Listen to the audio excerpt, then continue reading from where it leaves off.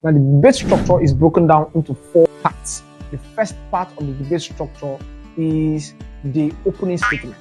Now, in the opening statement, each speaker in the room has 5 minutes speech time. So each speaker has 5 minutes to speak for opening statement. The second feature of the debate structure, or the second element of the debate structure, is the cross-examination.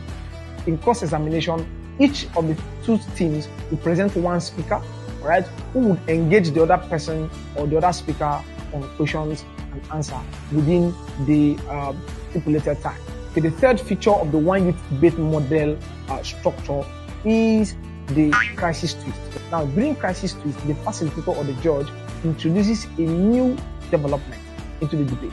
So, aside from what has been argued during the opening statement from all the speakers, the adjudicators or the judges introduce a new element into the debate, of course, within the confines of the topic, which now creates a new subject matter, or a subset of the subject matter into the debate, which the adjudicators expect the debaters to engage in the course of their closing statements and stuff like that. And then the fourth feature of the one youth debate model structure is closing statement. During the closing statement, the teams also have to present one speaker each from the two teams to be able to engage themselves to present the closing statement from each team. Now, let me explain something very critical here. In the speaker roles, we allow that all the speakers will speak during the opening statement, 5 minutes. All right, I'm explaining the time flow right now. All the speakers will speak for 5 minutes. In the cross-examination, only one speaker per team is allowed to speak for 2 minutes each. So within the time of 2 minutes, you get to ask the opposing side questions and he gets to answer you.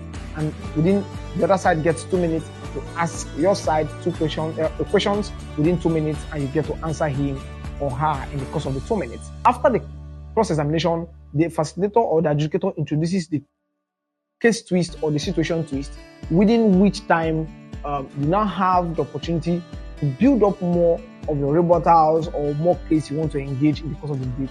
And then your side brings up the other speaker, not the one that engaged in cross-examination.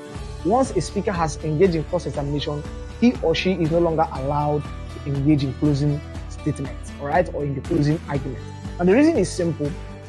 We are not just judging team performance, we're also judging individual performance. And in the case of the team performance, the opening statement allows us to check the team strength and viability, but then during the cross-examination and closing statement, we get to assess individual speakers.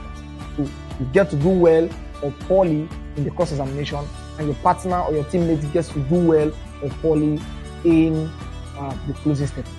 That way, we get to assess you differently, and we get to assess your teammate differently in the course of the debate. So very quickly, let me summarize the debate structure. First, you have the opening statement. Secondly, you have cross-examination. Thirdly, you have crisis twist or situation twist. And lastly, you have closing statement. These are the 4 elements of the debate structure of the one youth debate model.